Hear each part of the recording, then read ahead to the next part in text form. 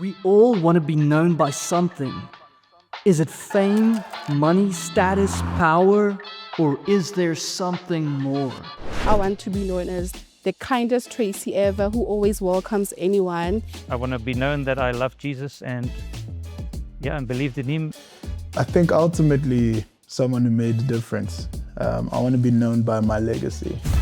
We find ourselves in the world, but we are not of the world. We in South Africa, we have a lot of unemployment. So that really concerns me a lot. The corruption situation in our country, I think, is the worst. Okay, taxis are reckless driving. It's bad. I see the economy as a problem in South Africa at the moment. Daar gebeur baie dinge. Oorlog, gerugte van oorlog, siektes, hongersnode, baie dinge wat die lewensgeluk van die mens onderlyn.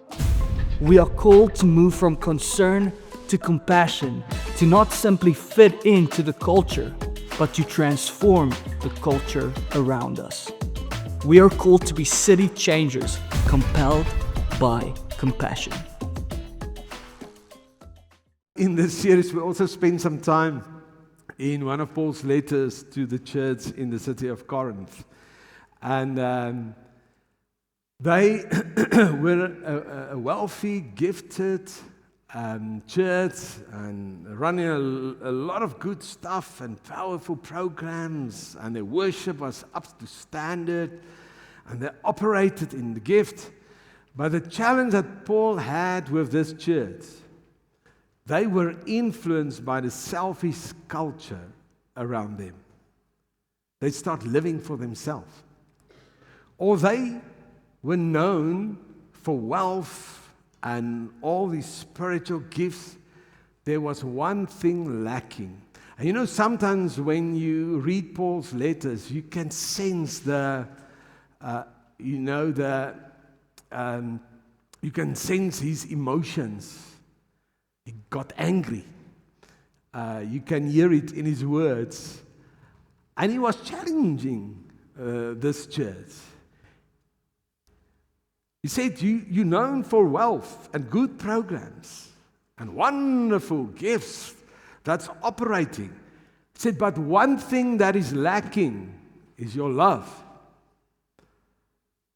When people look at you, when people look at your church, when people look at you as individuals, there's no love. And in this letter in 2 Corinthians 5, verse 14 to 15, Paul addresses them. And he writes, may the love of Christ compel you. He called believers away from self-centeredness to become channels of God's love. He says, because we are convinced that one died for all and therefore all died. And he died for all, that those who live should no longer live for themselves, but for him who died for them and who was raised again. He challenged them. He said to them, you need to become channels of love, because this is the central message of the gospel. And also the culture and language of the kingdom of God. This is nice. It's not a nice hobby that you follow to love. He says, no, this is the message of the gospel. God so loved the world that he gave his begotten Son, so that everyone can be restored to its fullness and in a relationship with God the Father. That is the message and the culture. You were in the kingdom of God, darkness, and God has taken you out through the finished work of Jesus Christ, and he's put you into the kingdom of God. And the language now of this kingdom is love. He said, but you are lacking that. You have all these nice things. There's one thing that you lack, and that is love. And in essence, love means that you do everything to the advantage of somebody else. So if I ask you today, when people talk about you, about us, what are we known for? Not the things that we claim, not what we intend, but our life, what our life actually shows. Think for a moment. Do people say we are known by the kind of cars we drive? Are you known by the brand of clothes you wear? The house you live in? What are you truly known by? Are we known by our possessions? Our status? I wonder what people are saying about me. I know I'm the mayor of the town, but... And what are we known as a church in Hartbeespoort? When people talk about Doxa Deo, when they look at us, what do they see? This is such a challenging series. I was so challenged again by God in terms of my personal life. When people look at me, what do they experience? When I engage with people, what do they sense? When I walk in town, when I do some shopping at Pick n Pay, what do they sense in my life? When they look at us as the Doxa Deo Church, do they only see the programs, the building? What do they experience? Paul's vision for that church was that they would be known by love. And remember, this is also our theme for this year. That we are marked by His glory. And sometimes we love the glory. Amen. Oh, yes, the power of Jesus in my life. I just sense and experience the power. And God is working through me. Oh, do you know all the gifts that's working through me? But when we walk into Pick n Pay and the way you speak to the cashier, and like Paul, I believe God is challenging us as a church, as individuals. What are we known by? When people see us and interact with us, do they sense the love of God? And maybe you sit here, you've been preaching about as if you repeat all these things for years. Why we do this? We will do this until we get there. Like Paul challenged the church in Corinth. Because this is the message of the gospel. This is the culture of the kingdom of God. And that we will be known. And that was Paul's vision for that church. But also that they would be a channel of God's compassion. A community where love overcomes division. Generosity replaces selfishness. And unity reflects the heart of God. Paul insisted, he challenged them, that church must be different. A living testimony of Christ's compassion in a fractured society. That is what Paul challenged them. And this is exactly what we experience in the day we live. A lot of people, and sometimes it has moved into the church. When we look out in the community, even in our own beautiful community, that presents sometimes a life center on the himself. You know, it's about life becomes first and foremost about my own needs and my own desires. But this is a false self, attempting to cling to everything, possessions, reputation, and power. You see, I think the reason why we live so selfish, and many people live selfish, is because we fear scarcity. Because if I'm going to share my stuff with other people, if I'm going to share my life, there won't be enough for me. Or for us. If I have to share my resources, there won't be enough for me. Or they're afraid they will lose their worth if they give. a posture of clinging. And Paul reminds them in 2 Corinthians 1 verse 3 to 4.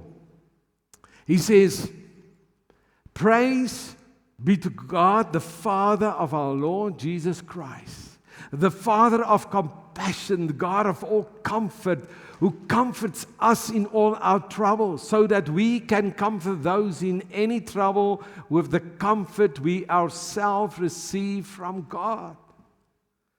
And that is what Paul challenged them. They need to be at a place where they are compelled by passion, by compassion. Because that's an expression of love. We cannot say we love and do not share compassion. And that is what I want to talk about this morning. In Mark 6, Jesus teaches his disciples that compassion is not about concern alone, but about involvement. And you read this part in Mark 6, verse 30 to 40. You see, the love of God compels us to compassion. As if Paul says, listen here, you were also there, but God, the Father of all, Lord Jesus, the Father of compassion and the God of all comfort, who comforted us first, so that we can comfort those now who are in trouble. The way we receive it. Sometimes we forget. We were also on the side of the receiving end. Amen? And Paul had that same challenge with the church. You forgot that you were also on the receiving end of God's compassion. You forget.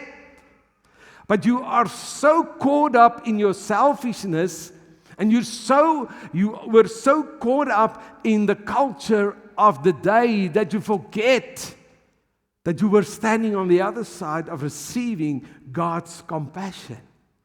So I want to take you to Mark 6 now, where Jesus taught his disciples about compassion. And that compassion is not just about concern, but involvement. And do we have concern for our community? Amen? Yes, and you say amen, yes. Yes, you hear people say, oh, shame. Did you hear about all the lost people in our community? Shame. Do you know about the people in our community? So many people that do not follow Jesus. Oh, poor people, we pray for them. And did you hear all the broken families? That's terrible. That's concern. Did you hear about all the families that go through tough times? The people that go through pain because of the reality of social challenges.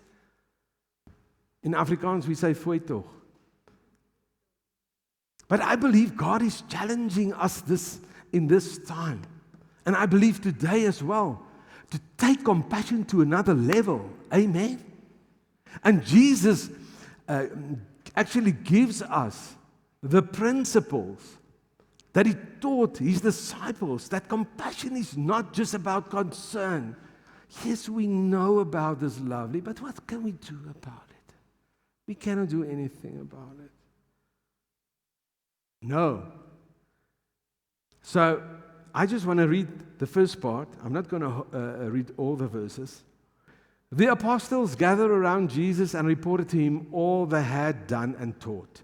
Then, because so many people were coming and going that they did not even have a chance to eat, he said to them, "Come with me by yourself to a quiet place and come get some rest." So they went away by themselves in a boat to a solitary place. But many who saw them leaving recognized them, Jesus and the disciples, and ran on foot from all the towns and got there ahead of them. And then in verse 34, listen here how Jesus, I wonder if it's on here. I don't think it's on here. But listen to verse 34. When Jesus landed and saw a large crowd, he had compassion on them because they were like sheep without a shepherd. That's the reason we use the sheep images, because they were sheep without a shepherd. So he began teaching them many things. So when he saw the multitude, he did not just feel pity, but Jesus acted. He fed them. And I'm going to show you now. He showed the disciples that compassion means moving beyond sympathy, moving beyond a concerning, but moving into mercy, justice, and love. Now, firstly, Jesus says that compassion sees people and not problems. You see, that is a challenge we always have. I've been in ministry for many years, and sometimes when people come to our offices and they have some challenges, they did not eat for days or whatever, and then we ask them, how did you get here? Who sent you? No, that church sent us because they said you're going to help us. Then I said, dear Lord Jesus, a church sent these people to another church. How can this be? You see, compassion sees people, not problems. And like the disciples, how did they respond when Jesus said, hey, you must feed these people? There were more than 5,000. Just the men were 5,000. I believe there were many women and children. And Jesus said to them, listen here, because the disciples came to Jesus and said, these people are hungry. What are we going to do? And Jesus said, feed them. And he said, no, Jesus, what are you talking about? Let's just send them away. You see why? Jesus saw them as sheep without a shepherd. And sometimes we so focus on the problems of people and not the people itself. You see, compassion begins when we see people through God's eyes. That's something different. Church, I just want to say to you, compassion begins when we stop seeing burdens and seeing people. And I know we become demotivated because I've been working with people's problems every day of my life. That's ministry all about. But the Lord helped me to not see the problems and the burdens anymore. But the moment I see this person is like a sheep without a shepherd, something else happens inside of me. And Jesus said compassion is about see people, not problems. You see, the disciples saw a crowd that was inconvenient. And that's how we sometimes respond. Dear, this is not convenient for me. I don't have time now. I don't have something to give. Go. That's sometimes how we respond. You see, Jesus saw a sheep without a shepherd. You see, when we look with God's eyes, we see not problems to avoid, but people to love. That's compassion. And I believe God is challenging us. I believe He wants to take us from concern to compassion. We are very concerned in what's happening in our town. I can keep you here for days just to tell you about this town and what's happening in this town. In terms of people that are lost, that are broken, that go through social pain. I can keep you busy for days and days. But God asks us to open up our eyes so that we can see people and not problems. We'll never get there if we just focus on the problems. And like these disciples, they just saw the problem. But Jesus saw the people. He had to teach them a lesson. And then secondly, compassion moves beyond concern to action.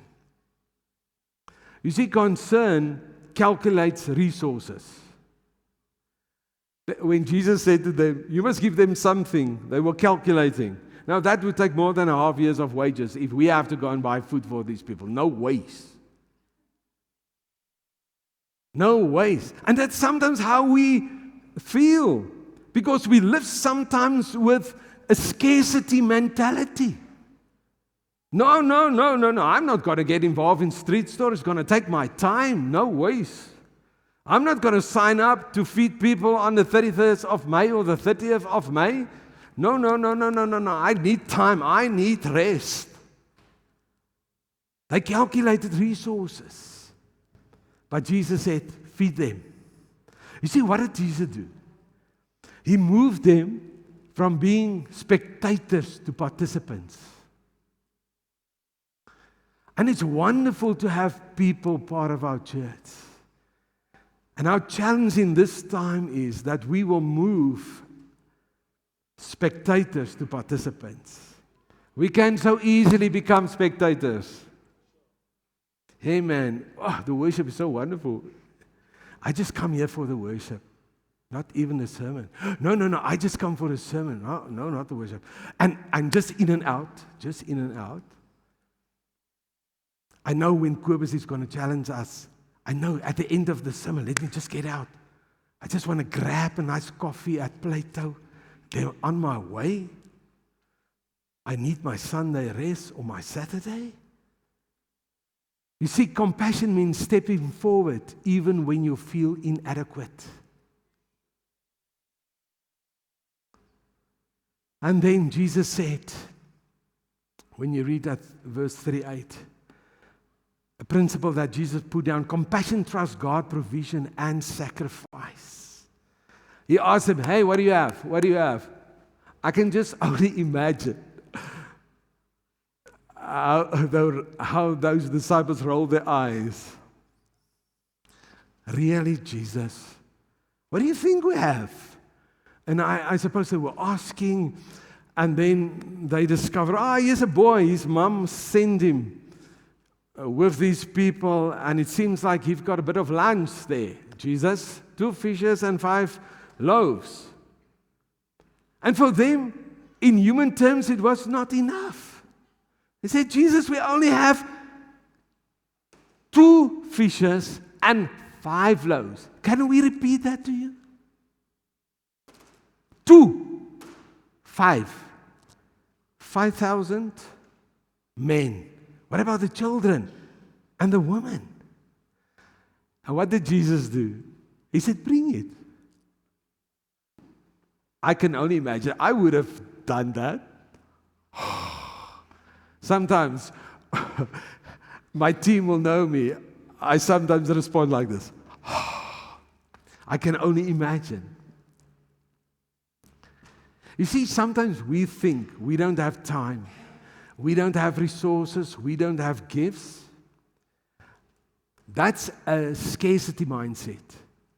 Because we all have something. Something. We all have a bit of lunch. Like that little boy. We all have something. But we live with a scarcity mindset.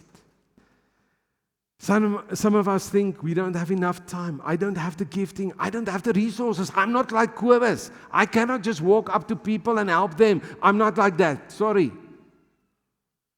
And the disciples thought the same. They said, we only have 5 loaves and 2 fish. But Jesus showed that compassion is not about what you don't have. It's what you have. Surrendered to Him. That's what Jesus taught them. It was not about what you don't have. And this morning you have to understand, it's not what you don't have. You have something. But the moment you surrender it to Him, something changed in your life. And we'll get to that now. And then in verse 42, Jesus blesses, He said, bring it to me. Jesus blesses it, breaks it, and places it back into the disciples' hand. You see, compassion flows through hands and feet. Do you think that the miracle took place in Jesus' hands? No. He just prayed over it. What did he do? He handed it back to them. And I can only imagine how scared they were. I think they started just with a little piece. Oh, there's not enough. Let me just take a piece. And then they start thinking, but this doesn't stop. I can only imagine what happened inside of them. You see, the miracles happened in their hands, not in Jesus' hand. So God, I always say, God doesn't multiply what you keep. He multiplies what you surrender. That's what He does. And sometimes we keep back and we don't understand. Why can't I get through this? Or why doesn't this happen? Or does not happen? God can only multiply what you surrender. He can only work what you surrender. Maybe even a need. And like we sang this morning, He's a miracle worker, promise keeper. He can only work with what you surrender. Maybe you needed to surrender your fear, your sickness, or your challenges. He can only work what you surrender. And when it comes to compassion, God doesn't multiply what you keep. He multiplies what you surrender. And sometimes people work with this scarce mentality when they have to sow into the kingdom of God financially. He will always multiply what you surrender. Compassion is not about abundance. It's about willingness. And God is challenging us that we will start moving from concern to compassion when it comes to our community and society. And then in verse 42, they all ate and were satisfied. You see, that is what compassion does. It restores and satisfies. You see, compassion restores dignity. It brings hope again. And it reveals Christ. I believe when us as a church moves from concern to compassion, lives will be transformed in our society. Amen. In families, in schools. Now, Paul writes in Ephesians 1, verse 22 to 23, the following. And God placed all things under His feet, he's talking about Jesus, and appointed Him to be head over everything for the church, which is His body, the fullness of Him who fills everything in every way. You see, the church, you and me, I always tell you, you don't come to church, you are the church. Amen? You don't come to church, you don't come to a program, you are the program. God's want to use you as His program here on earth. His hands. The church is Christ's body. His hands, His feet in this community. You see, when the disciples gave bread to the crowd, they were actually extending Jesus' compassion through their own hands. And that is God's heart for this community. It's God's heart. That we will be extending Jesus' compassion through our hands, through our lives. Like the disciple gave bread to the crowd. They were just extending Jesus' compassion through their own hands. You see, the disciple distributed bread. It was Jesus' compassion through their hands. You see, the miracle happens in our hands of the church when we serve. When we start serving people, when we see people the way God sees people, miracle will happen in the hands of us when we start serving. You see, when we reach out to the hurt in our community, we become the hands and the feet of Jesus.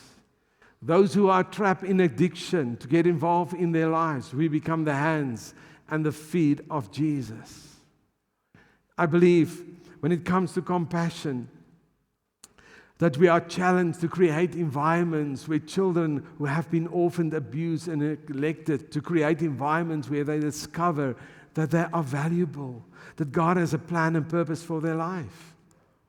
Compassion means that I get involved with people that are in prison. Those who physically are in prison. They need the love of God. I believe that God challenges us to show love, compassion to those who have lost their jobs, have no place to go. And that's why we facilitate or running our street store project on the 30th of May, where we express God's love in a practical way to restore people's dignity. I believe God is challenging us to support people who have lost loved ones. That's areas where we can show compassion. Great opportunities in our schools and hospitals. Engage with people who are going through challenges in their marriages. And as we do this, we're not just laying the foundation for transformation in people's lives in our community, but we are tangibly showcase the love of God on earth. Amen. And I know compassion will cost us something. It will cost our comfort. You see, it will challenge our comfort because we will then be able to or must step into somebody else's pain. It will cost us time because it will interrupt our schedule. My team knows I have a weekly schedule. On a Sunday, I put it together, and I have a week planner. But can I tell you, many a times that schedule gets interrupted by people that have challenges. It costs my time. It will cost your time, but it will also cost your resources because mercy is generous. But what we give, God multiplies. The worship team can come to the front, please. But I want to end off this series this morning with a challenge to you. Actually, what God is challenging us this morning, challenging you with a question. I think God is asking this morning, what is in your hand? What is in your hand? When Jesus fed the multitude, He didn't ask for what they didn't have. He asked for what was already in their hands. 5 loaves, 2 fishes. Small, ordinary, but surrender. And in His blessing, the miracle took place. And can I tell you, you have something in your hand. You do have something in your hand. God will never leave you without something. He has created you with something. And I believe some of you carry gifts that needed to be dusted off. Some of you have been used by God in so many times, but you got caught up in so many things. You don't have time anymore. You don't use that gift like you used to. And I believe God is saying, many of you, you have gifts that you need to be dusted off. I believe some of you have time, wisdom, resources that God wants to multiply. And I believe some of you have compassion bottled up inside, waiting to flow. You see, God has never called the church to be a bucket. Never. You see, what's the use of the bucket? What do we use this for? We store up stuff. When you look at this bucket, it keeps a lot of things inside. Is that true? And sometimes we become like this. God has never called us to be a bucket that stored up love and compassion. But God has called us to be a hosepipe. You know how a hosepipe works? We're going to switch it on now, and then you will experience this now in a moment.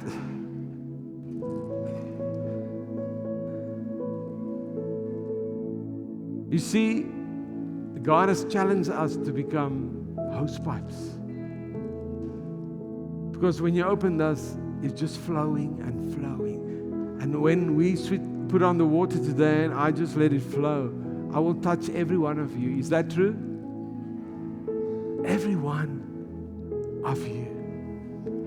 You see, God called us to be hosepipe channels through which His mercy, His grace, His love will flow into this world. So I'm asking you this morning, what is in your hand? Will you hold it back? Or will you let it flow? Don't you want to bring that and place it in God's hand so He can multiply that? So that our society, people in this community can be touched by His compassion through us. Would you mind just standing with me? I would like to pray for us. But if you say this morning, Kobus, you know you have something, and you know you don't want to be a bucket. That's not God's plan for us to be buckets, but to be a hosepipe. And I'm going to lead us in prayer.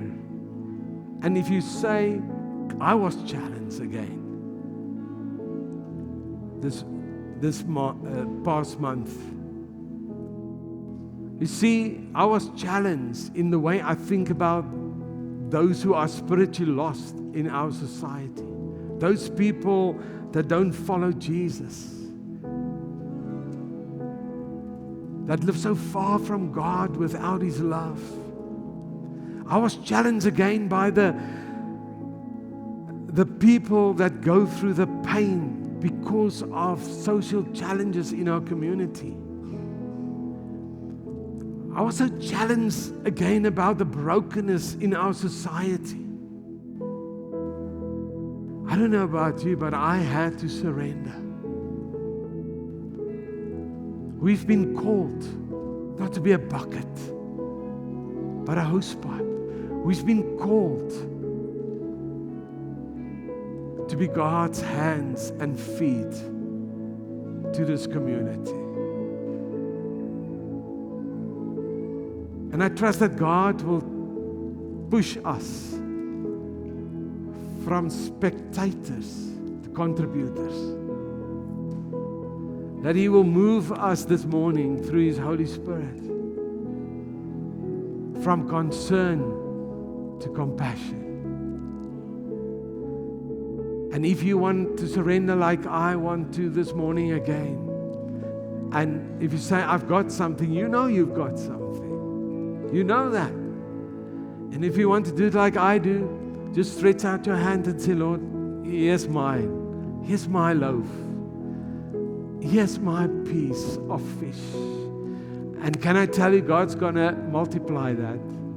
You will be surprised how God is going to multiply that.